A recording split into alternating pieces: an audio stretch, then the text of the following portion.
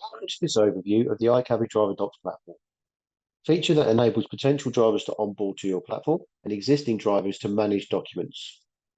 To set up Driver Docs, please contact your Customer Success Manager or the support team. During this demonstration, we will take a look at the backend setup, covering custom documentation setup and driver and document approval. Next, we will demonstrate the upload and approval process for existing driver documents, before taking a look at the onboarding process for new drivers. Let's make a start. Here is the back end of Driver Docs, a platform called Driver Services. Over time, Driver Services will do more, including the synchronization of data between Odoo and iCabbi.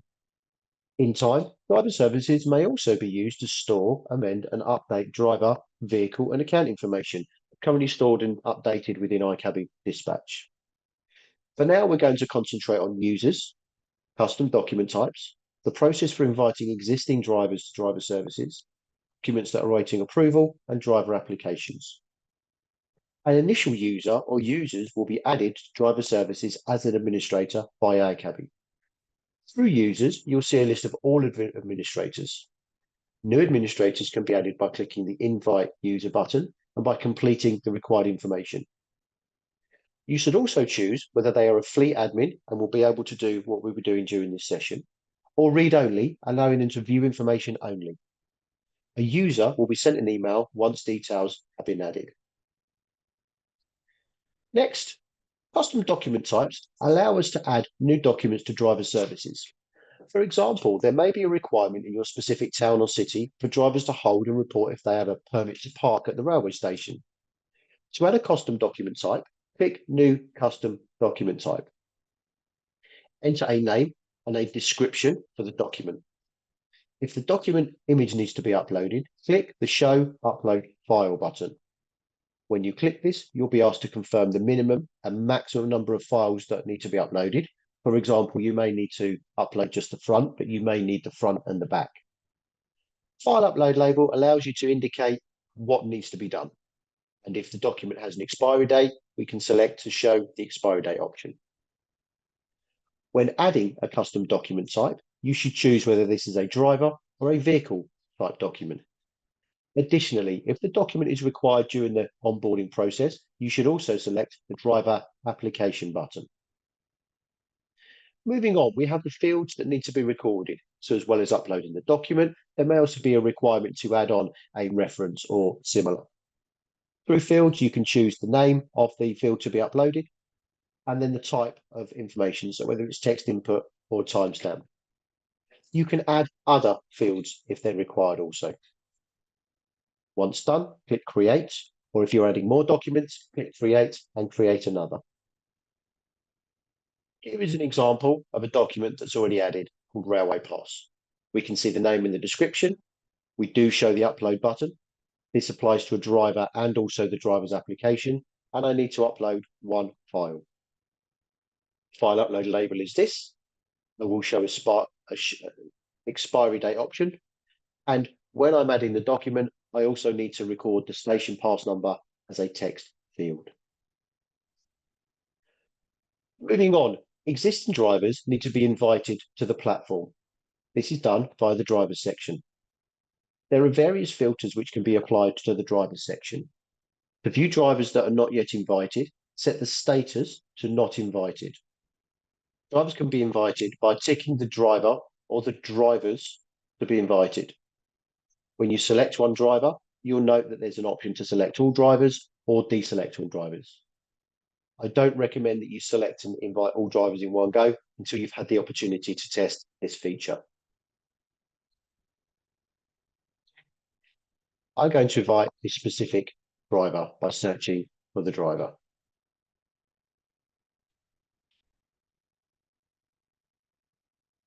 Click Invite. The driver will receive an email outlining the next steps that they need to take.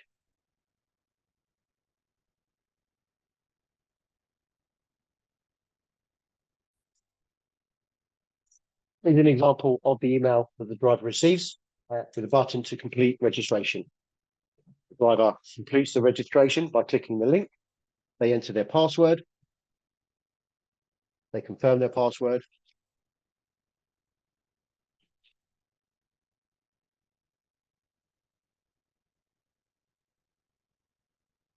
and their complete registration. From here, they're then logged into Driver Docs, from where they can view their documents, they can edit, they can view notifications, they have FAQs, and they can sign out. Access is also available to driver services via the driver app. The view is very similar as the view from the web view.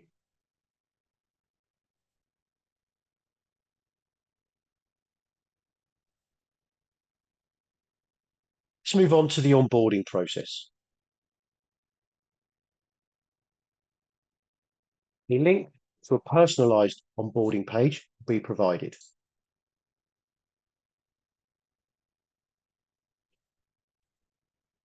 This can be added to your website and provided as a link through marketing materials.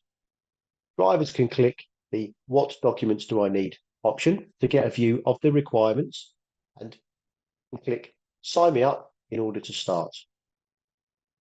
Note there is also a link for existing drivers should they stumble across this page and attempt to log on. Once a driver clicks "Sign me up," they enter an email address and a password.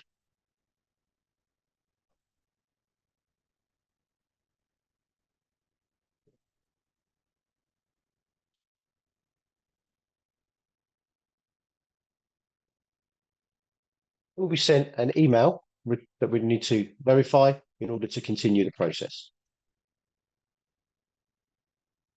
Here is an example of the email. I will verify the email address, which will continue the process. The driver enters their first and last name and then specifies their phone number. They need to accept the terms in order to continue. They now need to provide additional information. So the first one is a proof of address.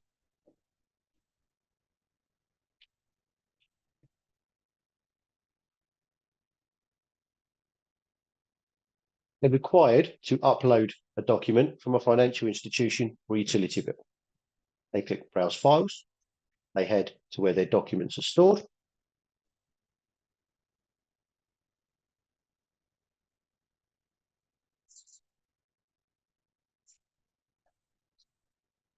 They upload the document. And then save and next. Next is their driver's license. Add in their driver license and their expiry date. And they need to provide both the front and the back of this document. So they need to upload 2 documents. We've then got their badge details. We enter their badge number, whether it's a licensed hackney or a private hire vehicle or both. We specify an expiry date. And then we upload a copy of the document.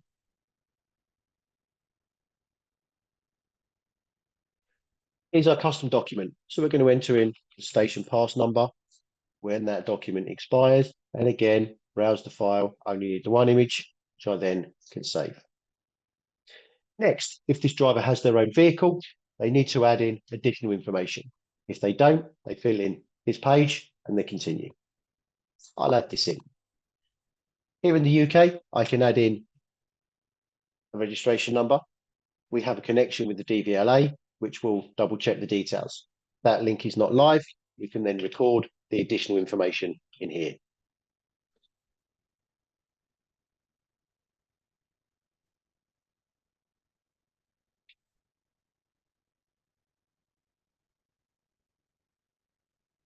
If there is a date for expiry of local MOT vehicle test, that can be recorded.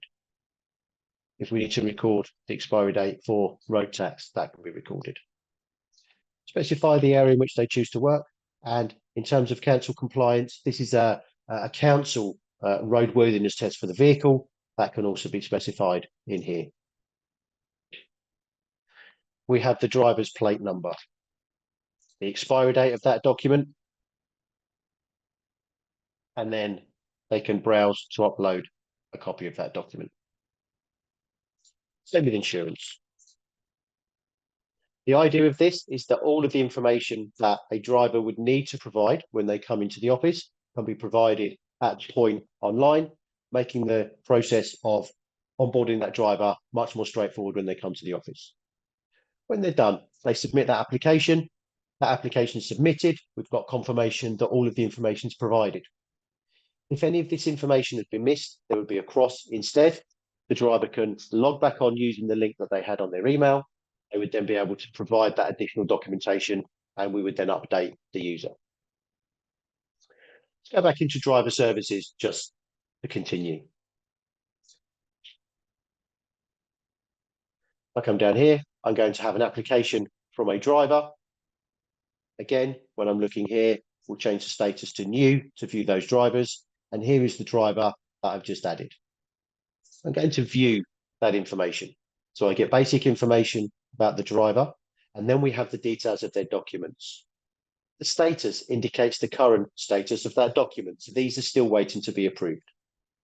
From here, I can view the information that has been added. I can view the file. And I'm happy that that document is okay. I can select approve. I do that for every document that I have. If there is a document that I'm unhappy with, I can choose to reject that document. I can add a comment and confirm, and that will email the driver to confirm that the document has been declined and ask them to re-upload.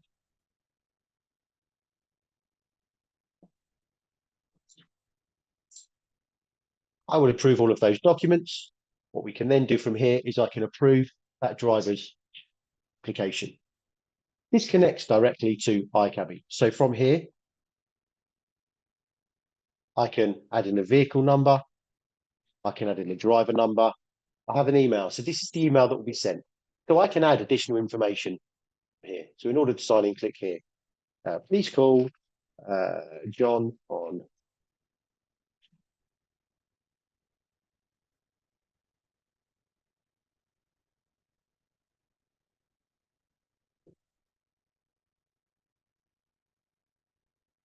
and personalize the message. And then I can submit. What will happen is that will go off and it will create the driver and the vehicle record in dispatch. From here, I simply need to go to dispatch.